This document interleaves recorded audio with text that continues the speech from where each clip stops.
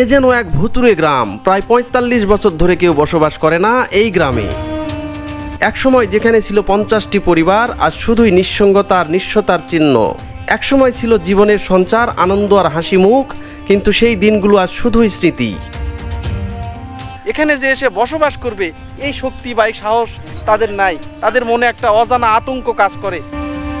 কি এমন আছে এই অলৌকিক গাছে? অমঙ্গলের কারণে কেউ এই গাছের পাতা ছিঁড়ে না, এমনকি ফলও খায় না। ওই বট গাছের একটা পাতাও নিয়ে যেতে পারবেন না, তাই না? একটা পাতাও নিয়ে যেতে পারবেন না। আপনি কেন? আমি যে এই গ্রামত আসা যাওয়া করি, চলাফেরা করি, আমি নিয়ে যেতে পারবো। দিনের বেলা সমস্ত দিনে টিয়ালে কেউ যাবার চায় না। আচ্ছা, সন্ধ্যা লাগলে ভয়, সন্ধ্যা লাগলে কেউ থাকে না। কেউ থাকে। বগুড়ার শাহজাহানপুরে ৪৫ বছর ধরে জনশূন্য পিচুলগাড়ি গ্রাম। কিন্তু কি হয়েছিল এখানে? কেন গ্রামটি এত বছর ধরে জনশূন্য? আর কেনই বা এতদিন এই গ্রামটিতে কেউ ফিরে আসার সাহসটুকু করলো না? এমনই সব প্রশ্নের উত্তর নিয়ে আমি আজ হাজির হয়েছি এই ভুতুড়ে গ্রামে।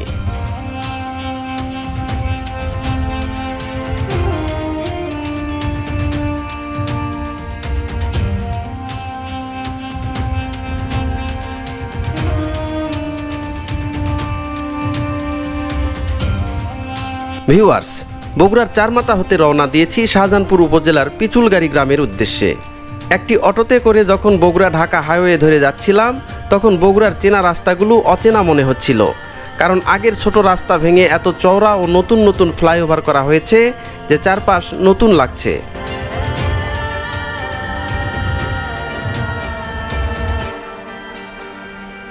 বগুড়া ঢাকা হাইওয়ে পার হয়ে এবার চলে আসলাম নাটোর বগুড়া রোডে। সেখান থেকে একটি সিএনজি করে রওনা দিলাম গোহাইল বাজার অভিমুখে। বগুড়ার শাকপালা মোড় হতে গোহাইল বাজারের দূরত্ব ১০ থেকে ১২ কিলোমিটার। জনপ্রতি ভাড়া ২৫ টাকা করে। আহা, সুন্দর ঝকঝকে রাস্তা, আর রাস্তার পাশের জমিতে ইরি ধান দেখতে খুব সুন্দর লাগছে। খুব অল্প সময়ে চলে আসলাম গোহাইল বাজার। গোহাইল বাজার থেকে ভ্যানে বা অটোতে করে প্রথমে আসতে হবে আতাইল গ্রামে। এখন আমি গোহাইল থেকে রওনা দিলাম তারাইল গ্রামের উদ্দেশ্যে। সেখান থেকে আমরা সেই কথিত আছে যে ভূতের গ্রাম, সেই গ্রামের দিকে আমরা যাচ্ছি। দেখেন চারপাশে ধান।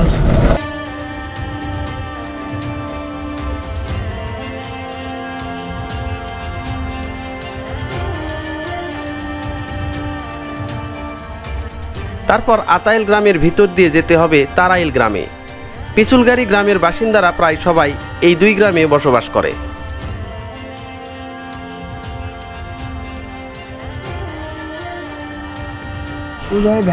ভাই চলেন যাই। যাবেন না? শাহিন ভাই, আমরা এখন শাহিন ভাইয়ের মোটর সাইকেলে করে যাচ্ছি পিচুলগাড়ি গ্রামের উদ্দেশ্যে।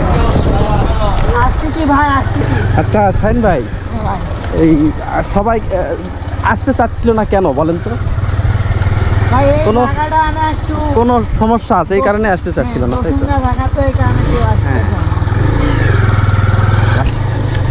ওই যে যে গ্রামটা দেখা যাচ্ছে ওইটাই। আজ আমার সফর সঙ্গী হয়েছে মোস্তফা। আমরা যখন এই গ্রামের দিকে যাচ্ছিলাম তখন আমাদের গা ছমছম করছিল। বাসা কোথায় এখান থেকে? আর বাসা এখান থেকে 3 কিলো দূরে।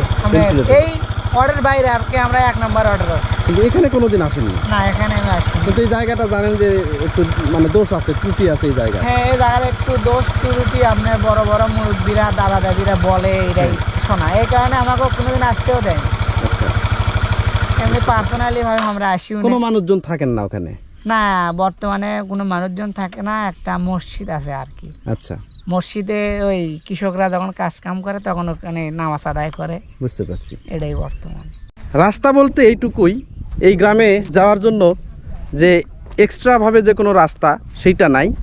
এই যে আশেপাশে দেখেন প্রচুর ক্ষেত হচ্ছে, ধান চাষ করা হয়েছে, আলু চাষ করা হয়েছে, কিন্তু এই গ্রামে কেউ থাকেন না। 60 বিঘারও বেশি জায়গা জমি নিয়ে এখনও দাঁড়িয়ে আছে পিচুলগাড়ি গ্রাম, যেখানে ছিল প্রায় 50টি পরিবারের বসবাস। চারদিকে বিস্তীর্ণ ধানক্ষেত, মাঝখানে পরিত্যক্ত বসতভিটা, উঠান, মসজিদ, নানা ফলমূলের গাছপালা, বাঁশঝাড় সুদৃশ্য পুকুর সহ অপরূপ প্রাকৃতিক দৃশ্যে ভরা এই পিচুলগাড়ি গ্রাম। নেই শুধু মানুষের প্রাণ চাঞ্চল্য ও জীবন জীবিকা। জীবন বাঁচাতে বসতভিটা রেখে প্রায় ৪৫ বছর আগে ডাকাতের ভয়ে গ্রাম ছেড়ে অন্যত্র গিয়ে বসবাস করছে এই গ্রামের বাসিন্দারা।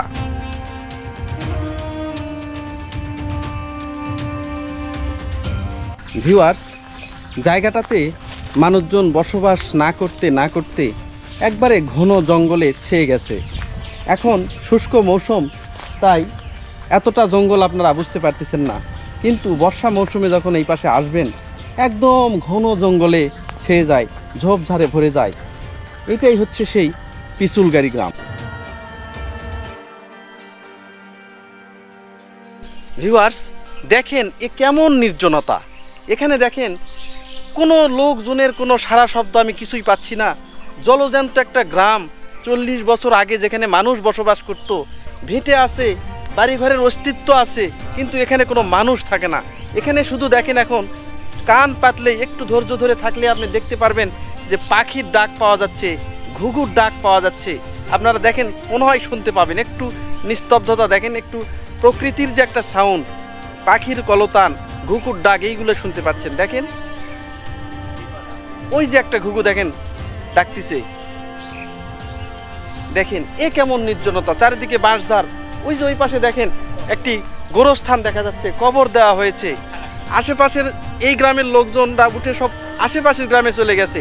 তখন যারা মৃত্যুবরণ করতেছে তাদেরকে এখানে এনে মাটি দেওয়া হচ্ছে, তারা এই জমিগুলো ভোগ দখল করতে পারতেছে, কিন্তু এখানে যে এসে বসবাস করবে এই শক্তি বা এই সাহস তাদের নাই। তাদের মনে একটা অজানা আতঙ্ক কাজ করে যে আমরা দিনের বেলায় আসলে বা এখানে রাতে থাকলে কেউ আমাদেরকে সেই ডাকাত তাড়া করে কিনা, চোর ডাকাতে আমাদেরকে মেরে ফেলে কিনা, তার ভয়ে এই গ্রামটাতে ৪০ বছর ধরে কেউ বসবাস করে না, কিন্তু সব কিছুই আছে এখানে।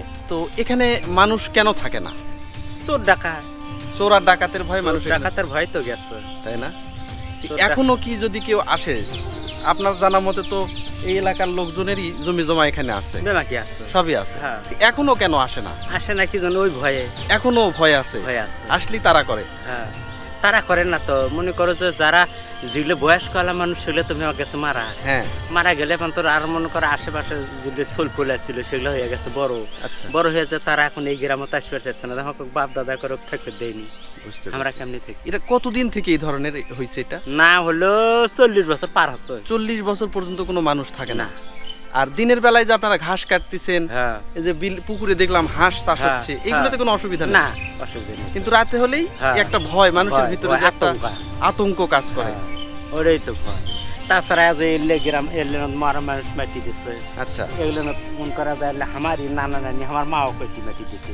আচ্ছা, এলে মনে করে যে আসে এখন ওই জায়গা থাকা যায় না। আপনার বাড়ি কোন গ্রামে? আমার বাড়ি ওই গ্রামে। এই গ্রামের নাম কি? তারাই। দেখেন এখানে কয়েকটা ছাগল বাঁধা রয়েছে, তার মানে এখানে বোঝানো হচ্ছে যে রাতের বেলা ভয়ে এবং ডাকাতের অত্যাচারে এখানে কেউ আসেন না, কিন্তু দিনের বেলা এখানে আসলে যে আপনি গবাদি পশু পালন, হাঁস মুরগি পালন, তারপর এই পাশে দেখেন ধান চাষ করা হয়েছে, প্রচুর জমি চাষ করা হয়েছে। এখানে একটা পুকুর আছে যেটা অযত্ন অবহেলায়, দেখেন এই পুকুরটাতে মনে হয় কোনো মাছ টাছ চাষ করা হয় না, যেহেতু লোকজন এখানে থাকেন না, এই কারণে কোনো ধরনের চাষাবাদ করা হয় না। আর ওই যে দেখেন ওই যে গ্রাম দেখা যাচ্ছে, ডিপ মেশিন, ওখানে সেচ দেওয়া হচ্ছে, এইগুলোতে কোনো অসুবিধা নাই।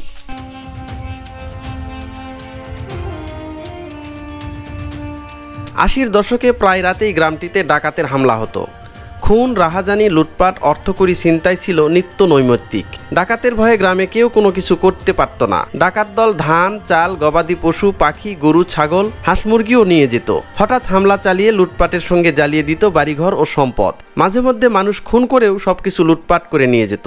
কয়েক বছর এভাবে একের পর এক মানুষ খুন করায় এবং সর্বশেষ ডাকাত দল গ্রামের মাতব্বর ও সবথেকে ধনাঢ্য গৃহস্থ মফিজউদ্দিন মণ্ডলকে খুন করে। এরপর থেকে গ্রামের বাসিন্দারা তাদের সহায় সম্বল রেখে প্রাণের ভয়ে গ্রাম ছেড়ে অন্যত্র চলে যান। সেই থেকে পরিত্যক্ত অবস্থায় পড়ে আছে পিচুলগাড়ি গ্রাম। আপনার গ্রামের নাম কি? তারইল গ্রাম না? এখান থেকে নাকি শোনা যাচ্ছে যে অনেকে উঠে ওই গ্রামগুলোতেই গেছে। হ্যাঁ, তো কারণটা কি, মানে আসলে এখানে মানুষ এখনো থাকেন না কেন? এখন থাকেন না কেন, এই জায়গায় হ্যাঁ, এখানে একটা হাজি সাহেব আসলো। আচ্ছা, নান্নু হাজি। আচ্ছা, ওই নান্নু হাজিকে হ্যাঁ, আত্মীয় আসে হ্যাঁ, ওই ঢিকির ওই ইয়ে দে মোটা দে হ্যাঁ, মাথাত বাড়ি মানে মাথা ফাড়ে ফেলে। আচ্ছা, বুঝতে পারছেন? হ্যাঁ, আচ্ছা, যখন আমি এতটুকু ছিলাম, হ্যাঁ, যখন আমার কমলই স্কুলে যাওয়ার সময় হয়, আচ্ছা, সেই সময় এখানে ডাকাতি হয়েছে। তারপর থেকে আর মানুষ এখানে আসেন না। ডাকাতি হওয়ার পরেই যখন নানু হাতে মারা যায়, তারপরে এখান থেকে এই গ্রাম থেকে মানুষ ছুটে চলে গেছে। আচ্ছা, কিছু লোক গেছে ফালসুন বাড়ি পাড়া, হ্যাঁ, আর এ সানলা আছে একটা। আচ্ছা, আর আমার তার ওইলে ব্যাংক গুলোই গেছে সবচেয়ে বেশি এখানে গেছে। আচ্ছা, আর একটা বিষয় যে সেটা তো 40-45 বছর আগের ঘটনা। হ্যাঁ, এখন তো পরিবেশ পরিস্থিতি একটু ভালো, তো এখন কেন আসেন না? এটার কারণটা কি?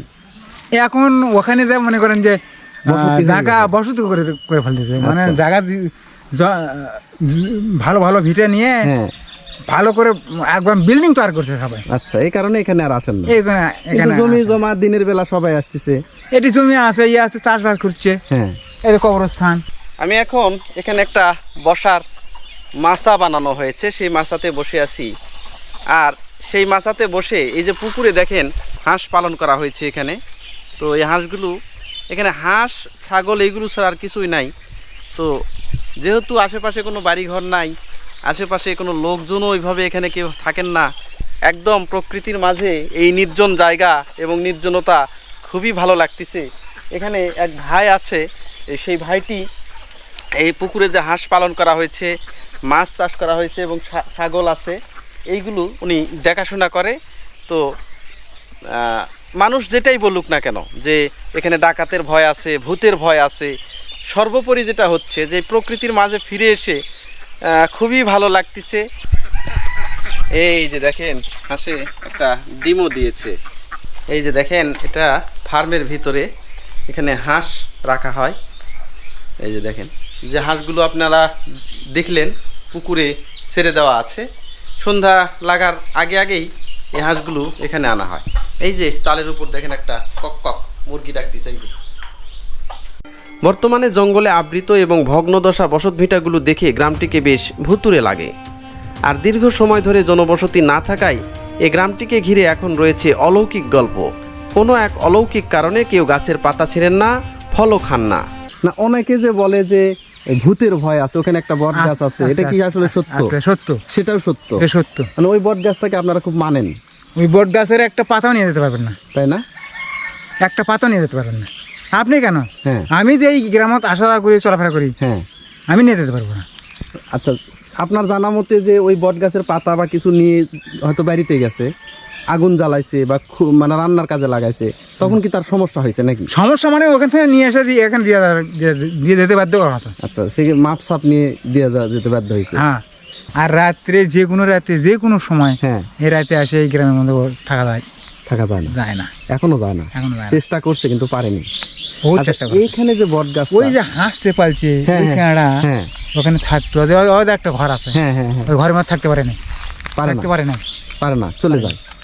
ওই ঘরের মধ্যে যদি বিছনে ঘুমে পড়লো, ঘুম ধরছে, হাত কিংবা পাও ধরে ঘুরে অন্য মুখ করে মানুষের মতো ঘুরে দিচ্ছে এভাবে। আচ্ছা, এভাবে ঘুরে দিত। আচ্ছা ভিউয়ার্স, পেছনে দেখেন এই যে বট গাছ, এটাও একটা আতঙ্কের বিষয় যে এখানে হয়তো কোনো কিছু থাকতে পারে এবং সেই কারণে এই গাছের পাতা লতা বা ডালপালা তারা ওইভাবেই রেখে দেয়। এবং আশেপাশের লোকজনদের কাছ থেকে আমরা শুনেছি এই গাছের যদি পাতা বা ডাল এইগুলো নিয়ে যে কেউ কোনো পারিবারিক কাজে ব্যবহার করে, সেক্ষেত্রে তার কোনো না কোনো প্রবলেম হয়। সেক্ষেত্রে তারা আবার ওই পাতা বা ডাল এবার এখানে রেখে যে তারা ভালো হয়েছে, এই ধরনের আলামতও এখানে পাওয়া গেছে। এটাই হচ্ছে মূল বিষয় এখানকার। একসময় গ্রামে ছিল প্রাণের সঞ্চার, আনন্দ উদ্দীপনা আর মিলেমিশে বসবাস করত সবাই একসঙ্গে। কিন্তু সেই দিনগুলো আজ শুধুই স্মৃতির পাতা।